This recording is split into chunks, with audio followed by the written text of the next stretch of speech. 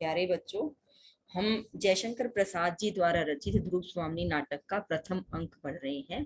व्याख्या भाग और अन्य सभी चीजें हम इसके माध्यम से पढ़ रहे हैं।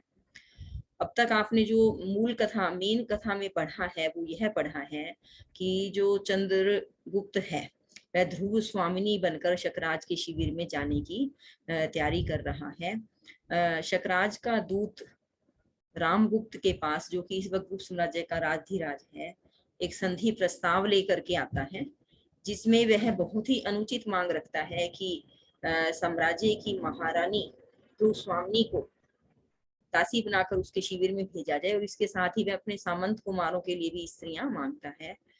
रामगुप्त खुद को बचाने के लिए इस अनुचित मांग को भी मानने को तैयार हो जाता है। वह ध्रुव स्वामिनी के बार बार कहने पर, मंदाकिनी के बार बार कहने पर भी इस बात से जो है इस बात पर अडिग रहता है कि ध्रुव स्वामिनी को वहां जाना ही होगा। वह ध्रुव स्वामिनी के साथ यह कहकर अनुचित व्यवहार करता है कि तुम उपहार की वस्तु हो और मैं तुम्हें किसी दूसरे के पास उपहार के रूप में भेज रहा हूँ। लेकिन यह सारी बात सुनने के बाद जब ध्रुव स्वामिनी है उससे प्रार्थना भी करती है कि उसकी सुरक्षा की जाए, वह उससे एक पति के रूप में भी प्रार्थना करती है, पर वह टस से मस नहीं होता। तब ध्रुव स्वामिनी अपने मान स्वाभिमान की रक्षा करने के लिए आत्महत्या करने का प्रयास करती है कि मैं अपने आप को समाप्त कर दूंगी, लेकिन अपने मान सम्मान के साथ किसी तरह का कोई समझौता नहीं करूंगी। लेकिन जैसे ही वो अपने आप को खत्म करने के लिए कटार निकालती है कि चंद्रगुप्त का प्रवेश होता है, और वह उसको यह कार्य करने के लिए मना करता है। और इसी बातचीत के दौरान रामगुप्त भी आ जाता है, और जो कहानी अब तक आगे बढ़ी है उसमें यह निर्णय ले लिया जाता है कि चंद्रगुप्त ध्रुव स्वामिनी का वेश धारण करके, और जो सामंत कुमार है वे सामंत कुमारों की पत्नियों का वेश धारण करके शकराज के शिविर में जाएंगे। और ऐसी स्थिति में ध्रुव स्वामिनी भी यह निर्णय लेती है कि वह भी साथ जाएगी। और इसके साथ साथ जब चंद्रगुप्त इसका विरोध करता है तो रामगुप्त भी आदेश जारी कर देता है कि ध्रुव स्वामिनी को भी वहां जाना ही होगा।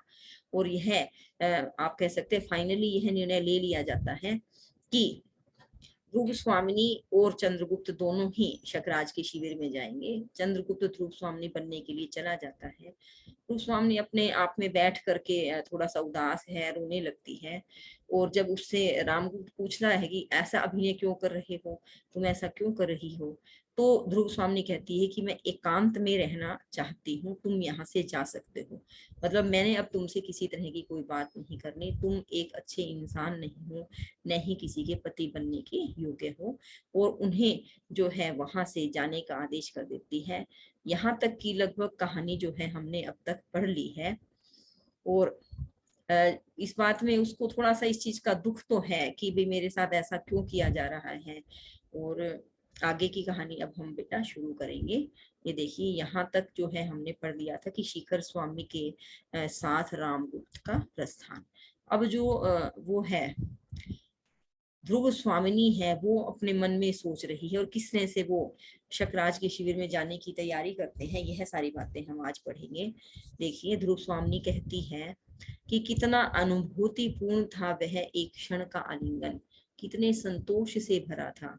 नियति ने अज्ञात भाव से मानो लू से तपी हुई वसुधा को क्षितिज के निर्जन में सायकालीन, क्या कहना चाहती हैं कि जब एक क्षण के लिए उसने चंद्रगुप्त को आलिंगन किया था तो कहती कि कितना अनुभूतिपूर्ण था, मुझे कितना संतोष मिल रहा था। वह ऐसा सोचती है कि जैसे धरती को क्षितिज के निर्जन शीतल आकाश से मिला दिया हो, अर्थात धरती पर जिस तरह से प्रेम की बारिश हुई हो। ध्रुव स्वामिनी कहती है कि मुझे चंद्रगुप्त से मिलना उसी तरह की अनुभूति दे गया। फिर ठहर कर जिस आयु विहीन प्रदेश में उखड़ी हुई सांसों पर बंधन हो, अर्गला, अर्गला का होता है कुंडी जिसे हम बंद करते हैं, वहां रहते रहते जब दरवाजे आदि बंद करने के लिए जो कुंडी होती है उसको अर्गला कहा जाता है। और बंधन के लिए भी ये अर्गला शब्द यहाँ पर प्रयोग किया गया है कि सांस पर भी बंधन है कि अपनी इच्छा से तो हम सांस भी नहीं ले सकते, तो भी मरूंगी नहीं, संसार के कुछ दिन विधाता के विधान के लिए अपने लिए सुरक्षित करा लूंगी। कुमार तुमने वही किया जिसे मैं बचाती रही, तुम्हारे उपकार सही की वर्षा से मैं भीगी जा रही हूँ। हृदय पर उंगली रखकर इस वक्षस्थल में दो हृदय है क्या, जब अंतरंग हाँ करना चाहता है तब ऊपरी मन ना क्यों कह देता है। वह मन ही मन यह महसूस कर रही है कि उसे चंद्रगुप्त से प्रेम है, लेकिन इस सब के बीच में को लगता है कि नहीं नहीं ऐसा नहीं हो सकता, मैं चंद्रगुप्त से प्रेम नहीं कर सकती। तो उसके मन में इस प्रकार का दिखाया है लेखक ने कि अंतर्द्वंद चल रहा है। ऐसा लगभग हम सभी के जीवन में आता है कि एक चीज हमें लगती है, एक ही चीज के लिए हमारा मन कभी हाँ कहता है और कभी ना कहता है, इसे हम अंतर्द्वंद कहते हैं। तो महादेवी ध्रुव स्वामी के मन में भी इसमें एक अंतर्द्वंद चल रहा है कि यह मेरे जीवन में क्या हो गया है। लेकिन फिर उसको लगता है कि जिस चीज से मैं बचती आई थी, जो संभव नहीं है, अब मेरा मन उस तरफ क्यों भागा जा रहा है। तभी चंद्रगुप्त प्रवेश करके, महादेवी हम लोग प्रस्तुत हैं, किंतु ध्रुव स्वामी के साथ शक शिविर में जाने के लिए हम लोग सहमत नहीं है। चंद्रगुप्त कहते हैं कि हम लोग प्रस्तुत हैं, जो उसके सामंत आदि हैं उन्होंने भी स्त्री का वेश धारण कर लिया है, लेकिन ध्रुव स्वामी आप भी हमारे साथ चलो, इस बात से सहमत नहीं है। ध्रुव स्वामी हंसकर, राजा की आज्ञा मान लेना ही प्राप्त नहीं, रानी की भी एक बात न मानोगे। मैंने तो पहले ही कुमार से प्रार्थना की थी कि मुझे जैसे ले आए हो उसी तरह पहुंचा भी दो। अब वो थोड़ा हंसकर कहती है कि भी तुमने राजा की बात मान ली है, हालांकि राजा ने भी आदेश दिया है कि मुझे साथ जाना है, उसी तरह से मेरा भी अधिकार है, मैं भी महारानी हूँ और मैं आदेश देती हूँ कि जिस तरह से तुम मुझे गुप्त साम्राज्य में लेकर के आए थे उसी तरह से वहां पहुंचा भी दो। चंद्रगुप्त, नहीं मैं अकेले ही जाऊंगा। ध्रुव स्वामी कहती है कि कुमार, यह मृत्यु और निर्वासन का सुख तुम अकेले ही लोगे, ऐसा नहीं हो सकता।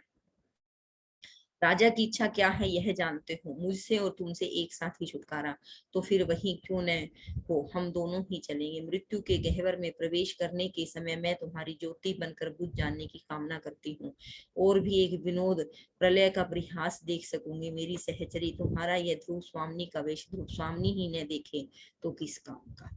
अब ध्रुव स्वामी जो है चंद्रगुप्त की बात काट कर कहती है कि जो तुम मृत्यु और निर्वासन का, तुम्हें देश निकाला दिया जा रहा है, तुम अकेले लो, ऐसा नहीं हो सकता। तुम यह बात क्यों नहीं समझना चाहते कि जो राजा है वह मेरे और तुमसे एक साथ छुटकारा पाना चाहता है, और इसलिए साथ ही चलेंगे। और फिर भी जो मृत्यु के गह्वर का अर्थ है कि गुफा के अंदर जो तुम प्रवेश करने जा रहे हो, मैं तुम्हारी ज्योति बनकर बुझ जाने की कामना करती हूँ। वो अपना प्रेम भाव प्रकट करना चाहती है।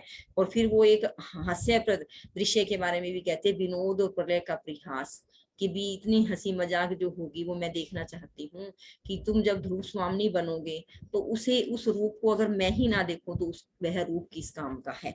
दोनों हाथों से चंद्रगुप्त का चिबुक पकड़कर सकुरुम देखती है। चिबुक अर्थ है ठुडी को पकड़ करके करुणा भाव से देखती है कि मैं तुम्हारे साथ ही चलना चाहती हूँ। चंद्रगुप्त अध खुली आंखों से देखता हुआ, तो फिर चलो। चंद्रगुप्त आंख आधी खुली हुई आंखों से उसको देखता है और कहता है कि तो फिर चलो, सभी तैयार हो जाओ, हम शकराज की शिविर में चलते हैं। सामंत कुमारों के आगे आगे मंदाकिनी का गंभीर स्वर में गाते हुए प्रवेश। सामंत कुमार भी आ गए हैं, और जो मंदाकिनी है रामगुप्त और समुद्र चंद्रगुप्त की बहन, वह भी साथ आई है। कुछ गीत गाते हुए आई है कि पैरों के नीचे जलधर हो, बिजली से उसका खेल चले, संकीर्ण कगारों के नीचे शश्वत झरने बेमेल चले, सन्नाटे में हो विकल पवन, पादप निज पद हो चूम रहे, तब भी गिरिपथ का अथक पथिक, ऊपर ऊंचे सब झेल चले, पृथ्वी की आंखों में बनकर छाया का पुतला बढ़ता हो, सुने तम में हो ज्योति बना, अपनी प्रतिमा को गढ़ता हो। मतलब वो एक प्रकार से जो चंद्रगुप्त और ध्रुव स्वामी शकराज के शिविर में जा रहे हैं, वहां पर उनको जाने के लिए उनका हौसला अफजाई कर रही है कि जीवन में चाहे कितनी ही संकट आती हो, लेकिन संकटों के अंदर भी जो वीर पुरुष होते हैं पूरे हौसले के साथ चलते रहते हैं। यह गीत गा करके वह उनका हौसला बढ़ाना चाहती है कि तुम जो है वीरों की तरह से जाओ और शत्रु का वध करके आओ। मंदाकिनी उनका हौसला बढ़ाना चाह रही है। अपनी ज्वाला को आप पिए, नव नील कंठ की छाप लिए, विश्राम शांति को शाप दिए, ऊपर ऊंचे सब झेल चले, इस तरह से कहती है। अब यह देखिए कि चंद्रगुप्त और ध्रुव स्वामी के साथ सबका धीरे धीरे प्रस्थान, अकेली मंदाकिनी खड़ी रह जाती है पटापेक्ष। अब देखिए इसमें यह बताया गया है बेटा कि ध्रुव स्वामी, चंद्रगुप्त और जितने भी सामंत कुमार आदि हैं, वो सब स्टेज से धीरे धीरे जाने लगते हैं, और जो मंदाकिनी है वह खड़ी रह जाती है, अकेली खड़ी रह जाती है, और यह गीत गुनगुनाती रहती है। पटाश का अर्थ है पर्दा नीचे गिरता है। इस तरह से आपने देखा बेटा कि ध्रुव स्वामी नाटक का प्रथम अंक पहला दृश्य यहाँ समाप्त होता है। और अब तक की जो कहानी आपने इसमें पढ़ी है बेटा, उसको आपने इस तरह से देखना और जानना है कि पूरी कहानी का अगर सार, और वो भी प्रथम अंक का जब आपसे पूछा जाए, तो आपको पता होना चाहिए कि इस कहानी में जो 2-3 मुख्य बातें इसमें आई हैं वो मैं थोड़ी सी रिपीट कर दूं। कि सबसे शुरुआत जो है ध्रुव स्वामी के उदास और चिंतित मन से बैठे हुए दृश्य से होती है, और वह मूक धारिणी के मूक जो खड़ग धारिणी है उसके साथ दासी उससे बातचीत करती है। इसमें फिर जो इसके आप कह सकते हैं गौण पात्र हैं उनकी भी बातचीत इसमें दिखाई गई है। रामगुप्त का ध्रुव स्वामी के साथ संवाद दिखाया गया है, और इसी दौरान उसके मन में यह बात है कि वह अभी भी चंद्रगुप्त से प्रेम करती है, और वह तो राज्य हथियाने के लिए ध्रुव स्वामी को ब्याह लाया था। तो इस चीज का आप इसमें पूरे नाटक में पूरे अंक में यह देखेंगे कि जो रामगुप्त है उसका व्यवहार न एक राजा के रूप में, न एक पति के रूप में, न एक भाई के रूप में, न एक पुत्र के रूप में अच्छा है। वह हमेशा अपने सुख के बारे में सोचता है, निजी स्वार्थ के बारे में सोचता है। और कहानी में आगे बढ़ते हुए यह दिखाया गया है कि शकराज ने एक संधि प्रस्ताव भेजा है जिसने बड़ी अनुचित मांग की है, और रामगुप्त खुद को बचाने के लिए वह मांग जो है मानने को तैयार है।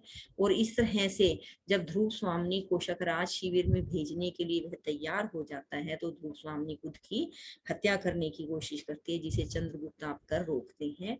और एक हिजड़े की मजाक भरी वाक्य के आधार पर जो है चंद्रगुप्त के मन में यह योजना आती है कि वह ध्रुव स्वामी का रूप धारण करके शकराज के शिविर में जाएंगे, और ध्रुव स्वामी भी उनके साथ जाने के लिए तैयार होती है। सभी सामंत कुमार भी तैयार है। अर्थात अगर 2 लाइनों में आप इसका सार समझना चाहते हैं तो वो यह है कि ध्रुव स्वामी को शकराज शिविर में भेजने के लिए रामगुप्त तैयार है, क्योंकि वह शत्रु से छुटकारा पाना चाहता है, कायर है, लड़ नहीं सकता। और ध्रुव स्वामी भी इसका विरोध करती है, बाकी सब इस बात का विरोध करते हैं। जब वह नहीं मानता तो रामगुप्त जो है चंद्रगुप्त और ध्रुव स्वामी दोनों को जाने का आदेश जारी देता है, और चंद्रगुप्त ध्रुव स्वामी बन करके शकराज के शिविर में जाने के लिए तैयार होते हैं।